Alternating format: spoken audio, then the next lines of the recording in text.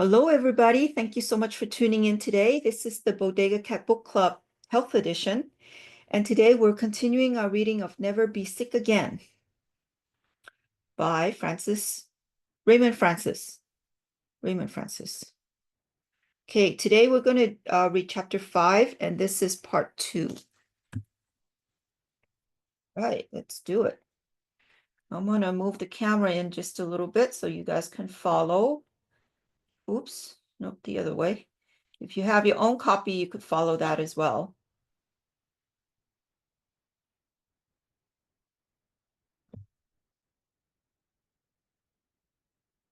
Okay, here we go. Misleading choices. When I told Elizabeth, the woman I introduced you to at the start of this chapter, that if she wanted to get well and stay well, she would have to eliminate sugar from her diet, she replied, "I don't eat any sugar," going on to explain that she rarely added sugar to anything. What she meant was she rarely took white sugar out of the sugar bowl and added it to her foods and beverages. She was not considering the massive amounts of sugar already present in her diet from foods as mundane as ketchup, breakfast cereal, dinner rolls, soup, salad dressing, bottled fruit juices, and soft drinks, not to mention chocolates,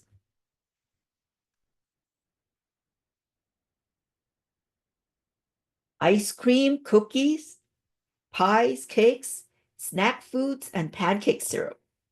Elizabeth was quite surprised when I added up all the sugar she was consuming. Elizabeth and I also talked about white flour. She did not realize that most of the starches she was eating, including pastas, breads, and breakfast cereals, were made from white flour and other processed grains. Think about what she should perhaps be eating instead. She made another mistake. Elizabeth proudly showed me a package of the healthy multi-grain bread she had purchased. I shook my head as I read the ingredient list and explained to her that such bread is not healthy. First, bread is a highly processed food, and this bread's number one ingredient was unbleached flour, a highly processed flour that is only marginally better than white flour. It has not undergone the final bleaching process. This supposedly healthy bread also contained a health-damaging sugar, corn syrup, hydrogenated oils, and toxic preservatives. Elizabeth had been misled into believing this bread was a healthy food, perhaps because of the false advertising on the package claiming it to be healthy, and the fact that she had purchased it in a health food store. Many people have a difficult time learning how to discern good foods from bad ones. The simplest explanation is to think of the concepts of real foods and make-believe foods. The more a food is changed from the way nature would normally provide it, the more make-believe it becomes. And I think it's so important to read the labels. I know it's a pain to read the labels, but it is interesting when you read them, but also a necessity. Some truths about processed fats and oils. A widespread misconception in America today is that to be healthy, we must eat a low cholesterol, low fat, or non-fat diet. Rather, you need fats and oils, but they must be the right kinds of fats and oils, not the processed fats and oils so prevalent in our diets today.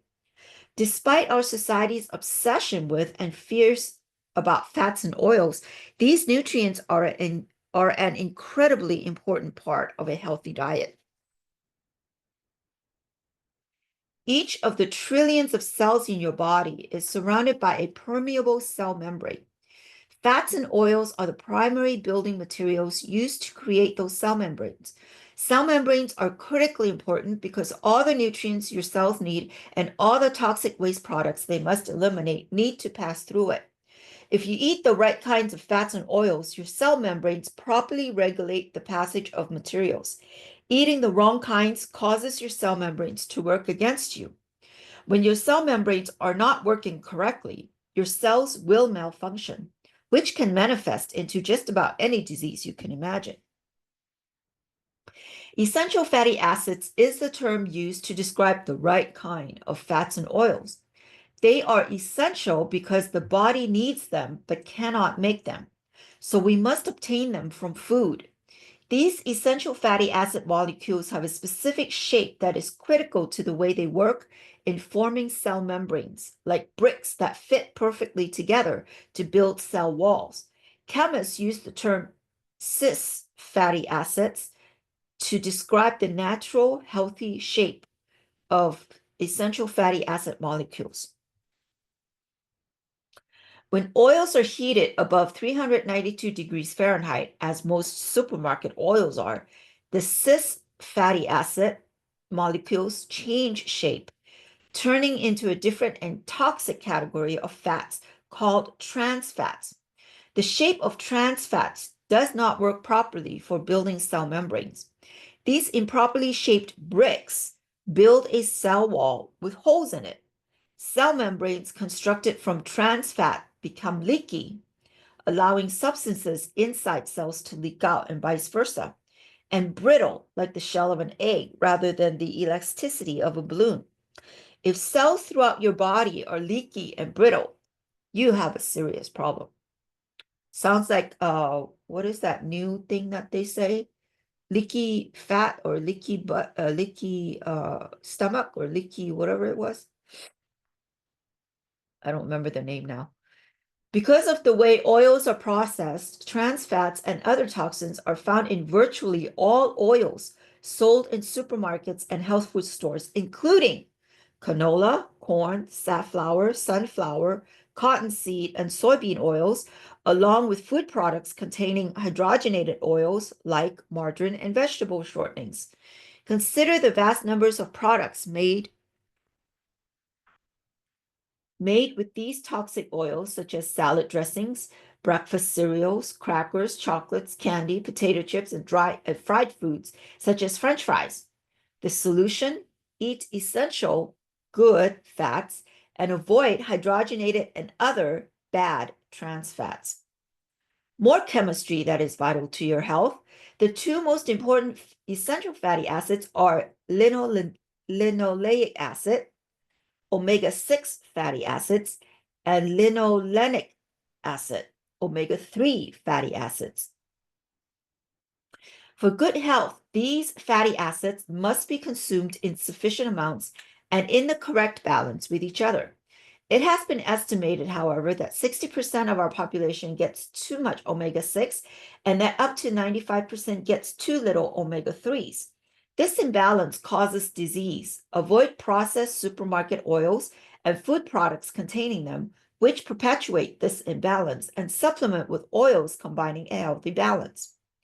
Pioneers in medical research are curing a number of chronic problems such as depression, heart disease, and cancer by giving their patients the right kinds of fats and oils. But most people have no idea that the bad fats and oils damage cell membranes and therefore cause disease, which explains why society at large is not demanding alternatives. As with many of our modern foods, we create technologies that are solely designed to produce the highest amount of oils using the smallest amount of raw materials, seeds, beans, and grains in the shortest period of time with maximum shelf life. Time and money are the driving forces, not health and nutrition. Today, oils are extracted using huge, powerful presses that generate a lot of heat, which in the presence of oxygen oxidizes oils, making them rancid and toxic. Yet, these non-toxic oils can still be labeled as cold pressed because no heat was added during the pressing process. The heat is an unintentional result of the high pressure extraction process. This is why cold pressed is a meaningless term and is not useful for you to determine what to eat and what to avoid. Harsh solvents are used to extract oils, which remain in the oil as a residue. These solvents also destroy nutrients in the oils. In addition, processed oils are typically bleached and deodorized, destroying more nutrients and creating toxins. To put healthful oils in your diet, eat high-quality olive oil and flaxseed oil. Also, beneficial fatty acids can be found in organic, fresh, unprocessed food in its natural state, such as raw seeds, raw nuts, and avocados. High quality eggs, meat, and fish are also good sources of fatty acids. Keep in mind, though, that essential fatty acids are readily damaged by heat. Use the minimum heat necessary to cook these foods. Supplement your diet with a high quality essential fatty acid supplement. To avoid chronic disease and slow down the aging process, dietary supplementation of essential fatty acids from flaxseed oil, for example, is necessary. Deriving enough of the right fats and oils from the foods that are available today is difficult. Check your kitchen and refrigerator shelves. Discard your processed oils, particularly hydrogenated and partially hydrogenated oils, margarine, vegetable shortening, etc., and products made with those oils, including many baked goods, crackers, chips, peanut butter.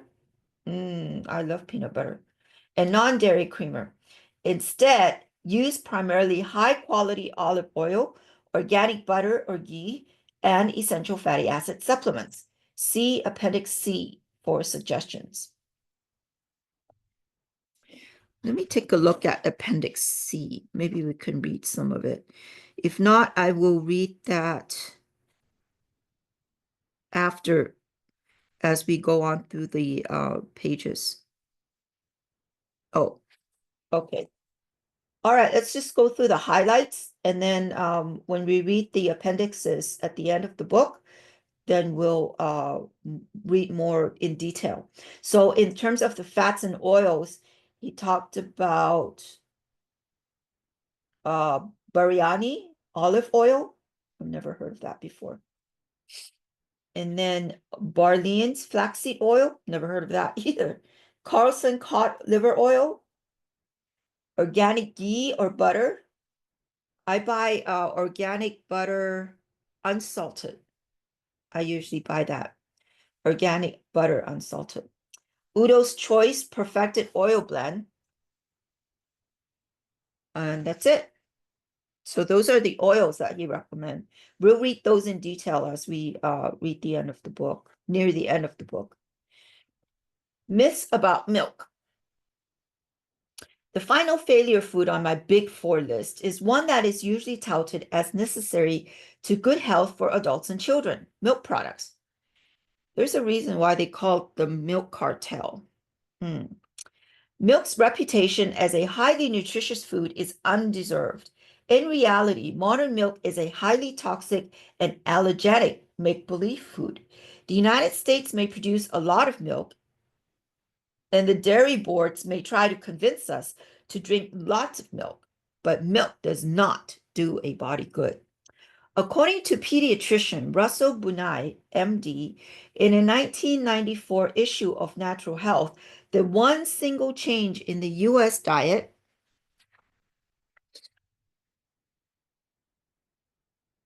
that could provide the greatest health benefits is the elimination of milk products. In the 1992 edition of his book, Don't Drink Your Milk, Dr. Frank Oski, former director of the Department of Pediatrics at Johns Hopkins University School of Medicine, said, "We should all stop drinking milk. It was designed for cows, not for humans." This claim is not what your mother told you because she herself was misled. And it is not what the dairy industry would have you believe, but it is true. The idea that milk is a necessary and healthy part of the human diet is a myth. As I lecture across the country, recommending, among other things, that people don't drink milk, I'm always amazed at how many people will call me out months later to say that they took my advice, stopped consuming dairy products, and their health problems disappeared. Most of the world's population, about 70%, does not drink milk or consume other dairy products, including cheese, yogurt, ice cream, and sour cream for good reasons. Mother's milk is a perfect food for infants, not for adults. In nature, no animal drinks milk after weaning, nor does any species drink the milk of another species. Granted, we humans have managed to domesticate our livestock, but this accomplishment does not change the fact that each species and their milk is unique. Feeding elephant milk to cats, mouse milk to giraffes, or cow milk to humans is not a good idea. Cow milk, especially in the forms found in your supermarket, is not a good food. Cow milk contains proteins and fats that are difficult for humans to digest, and cow milk does not supply nearly the amount of calcium that its reputation suggests.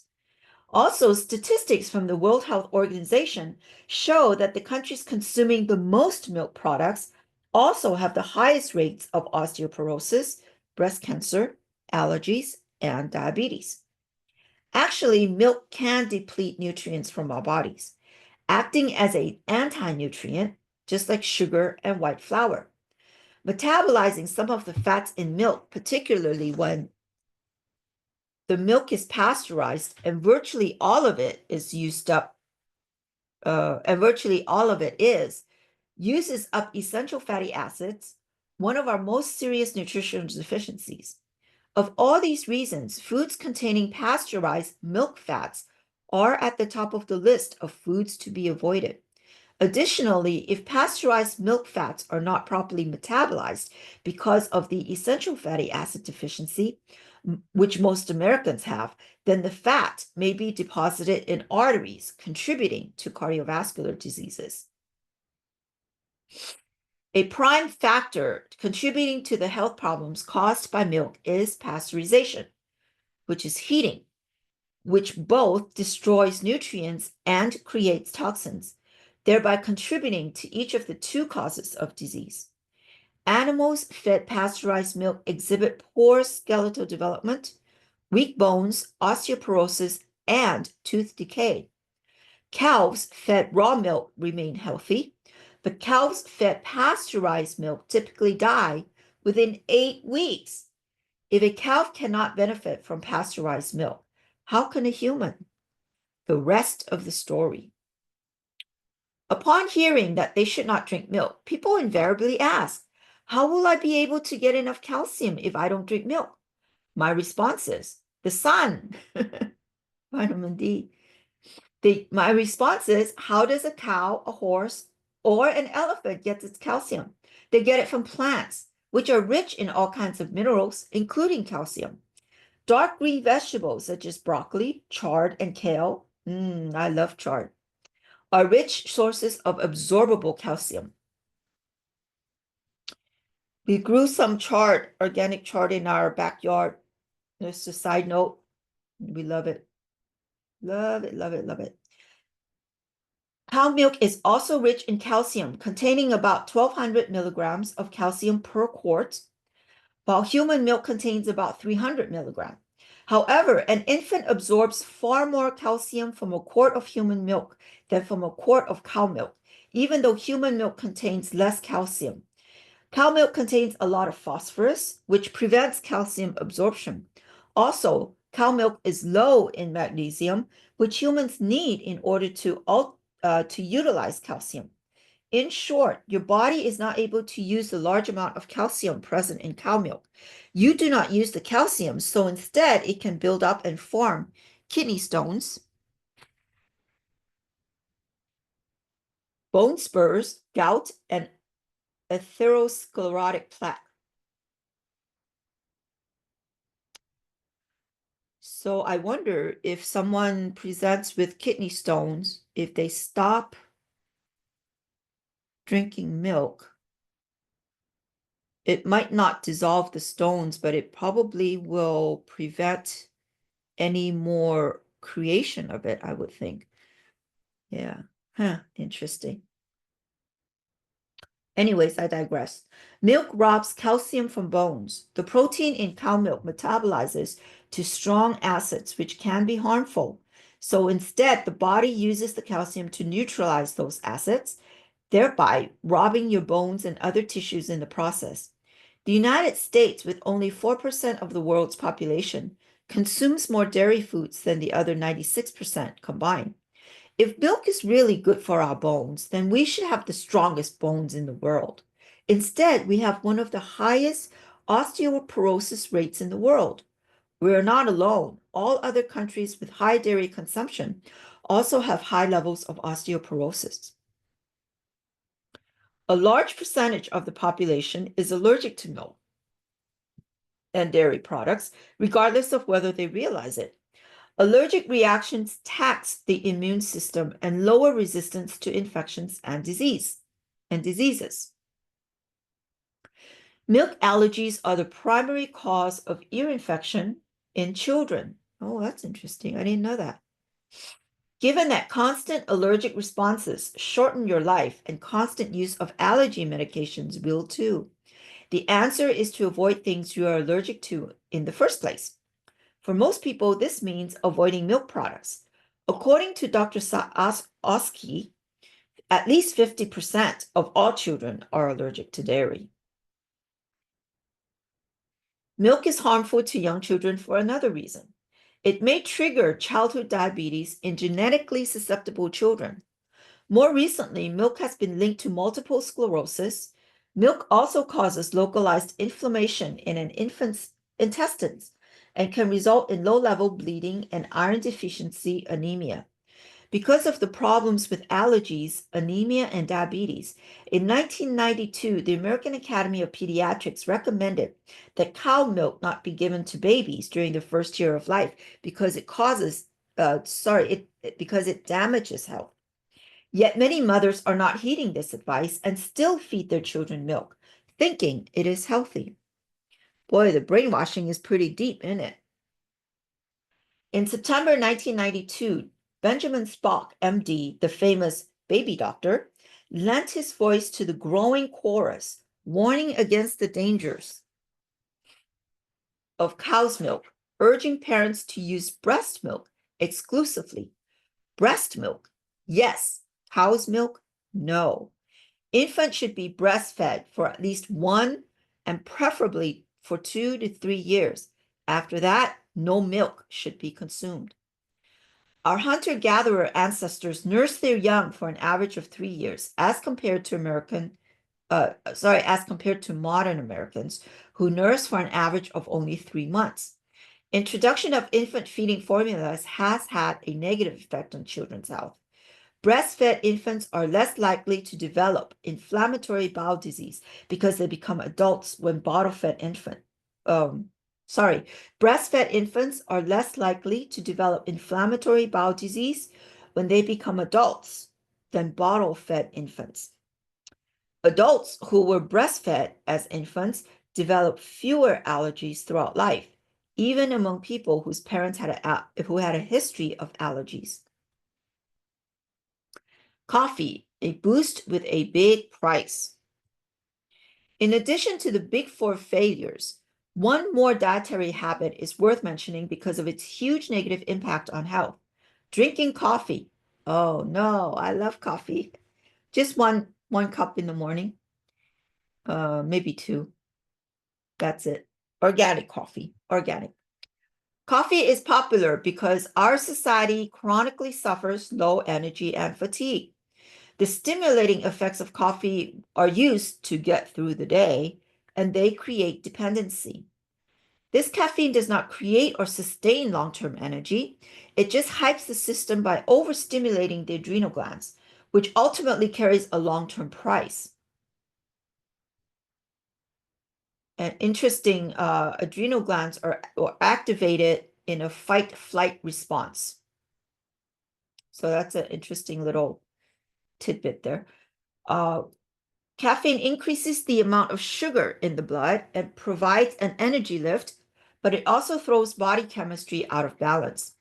By doing so, coffee damages health in many ways. Coffee is acidic and contributes to over-acidity in the American diet, changing the pH of our cells and requiring calcium to be robbed from tissues to neutralize the acidity. A number of studies have linked caffeine to urinary calcium loss, which contributes to osteoporosis, hip fractures, and death. One of those studies, printed in the January 1994 issue of the Journal of the American Medical Association, found that women who drank 2 cups of coffee per day increased their risk of hip fracture by 69%. Oh no. Cancer has also been linked to coffee. Sorry, coffee has also been linked to cancer. Coffee that is roasted forms a compound called 3,4-benzopyrene, a powerful carcinogen. An average cup of coffee contains 500 micrograms of known carcinogens. In 1981, Professor Brian McMahon of the Harvard School of Public Health concluded that coffee drinking was the cause of 50% of all pancreatic cancer, and that drinking 3 cups a day increased the risk of pancreatic cancer threefold. Why we drink so much coffee is easy to understand. We eat the big four all the time, which causes our cells to function poorly and produce low energy levels. Then we have deadlines to meet and schedules to keep, and coffee seems the only means to make it happen. Eat real food and eliminate make-believe food, and you may find that your need for coffee declines. You know, if we eat right and eat healthy, like this book suggests, I think maybe 85% of all the food industry, food companies, coffee companies, pharmaceutical companies, they'll all go out of business. Wow. That would be a true collapse of the system. That's why they want us sick so much, because they make all them, they can keep making money. That's unbelievable. Nutrition is not in the eyes of the beholder. Make-believe foods lack sufficient nutrients because it is highly processed, heavily cooked, or commercially farmed. Yet because we grew up eating these foods, we are completely accustomed to them. Within my lifetime, the practice of eating more make-believe foods instead of organic, fresh, unprocessed foods has increased enormously. For most of my life, I lived in areas never more than 20 miles from an apple farm, where during harvest season, I could purchase fresh apples. Today, finding fresh apples is difficult because most that are for sale have been in long-term storage since harvesting. Produce such as apples, cucumbers, bell peppers, and tomatoes are waxed to prevent loss of moisture during long-term storage. This wax is not good for you and often seals in toxic pesticide and fungicide residues as well. Modern eggs are another example of make-believe food. A real egg contains a fatty acid called DHA, docosahexaenoic acid, a nutrient that is a critical building component for cells in brain and eye tissue. A real egg supplies an average of 200 to 400 milligrams of DHA. Make-believe supermarket eggs contain an average of only 18 milligrams. Without adequate DHA, the body uses whatever substitute is available to build those cells, causing them to malfunction. DHA is sadly lacking in our modern diets, causing an epidemic of brain dysfunction, including depression, mood disorders, attention deficit disorder, and a host of other medical problems. Similarly, a real egg contains 10 times the vitamin E of a supermarket egg. To make matters worse, make-believe eggs are loaded with pesticides, hormones, antibiotics, and a host of other toxins. We have few real eggs because we have few real chickens. Real chickens must be raised outdoors in the fresh air and sunshine, eating their natural diet of bugs, worms, pigweed. Pigweed, I've never heard of that. I gotta look that up, pigweed. Dandelions, and other living foods. Most of today's chickens are cage reared, confined in factories where they do not obtain the benefits of exercise or sunlight and are fed nutritionally deficient processed chicken feed. Neither the meat nor the eggs of these unhealthy animals support healthy human life. In our household here, we buy organic farm, was it cage-free eggs, organic. I don't usually eat meat, but my partner does. So he'll buy organic pasture-raised beef. Right. Okay, commercial chickens are fed, yeah. Sorry, lost my place there. I digressed a little bit. Okay, sorry about that. Commercial chickens are fed an incredibly deficient and toxic diet. They are so malnourished and unhealthy that they must be fed a lifetime of antibiotics and other drugs to keep them alive. 90% of commercial chickens have cancer at the time of their slaughter. If these chickens' cells are so malnourished and unhealthy, how can you expect your cells to be healthy when you eat their meat and eggs? Pork is no different. Pigs are fed a diet of recycled waste filled with toxins, and more than 80% have pneumonia at the time of slaughter. Likewise, with beef, cattle fattened in feedlots are so malnourished and sick that they require a variety of drugs just to keep them alive. In Diet for a New America, John Robbins described their typical diet. Sawdust laced with ammonia and feathers, shredded newspaper. Shredded newspaper? Oh my gosh. Complete with all the colors of toxic ink from the Sunday comics and advertising circulars. Plastic hay. Plastic hay. Oh, geez. Processed sewage. Oh, yuck. Inedible tallow and grease. Poultry litter, cement dust, and cardboard scraps, not to mention the insecticides, antibiotics, and hormones.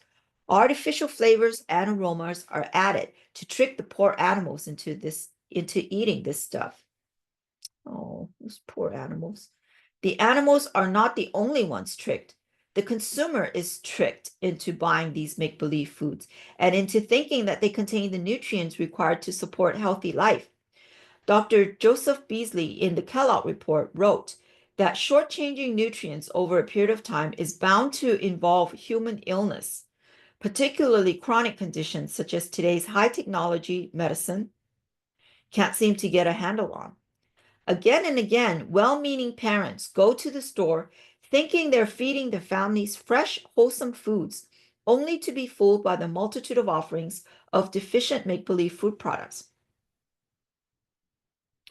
And I think that's so important about the consumers or us being educated, even though, government may say they are changing a lot of the policies or whatnot. It is still up to us to be educated in terms of what we need, what is good for us, so that we can hold the government and politicians and all those accountable, right? we can't give other people any power anymore especially when it comes to food. We have to take back our power, and step one is to educate ourselves. Anyways, I digress.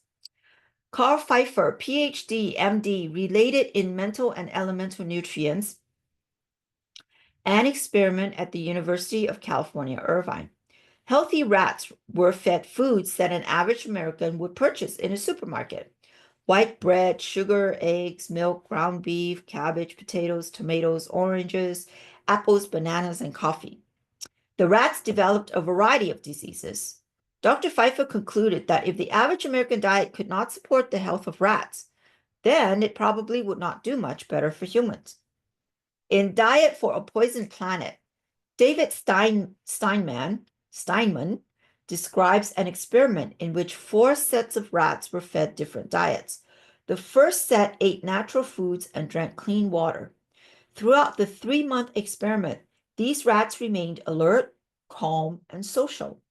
The second set was fed the same food as the first with the addition of hot dogs. These rats became violent. Ooh, interesting, hot dog.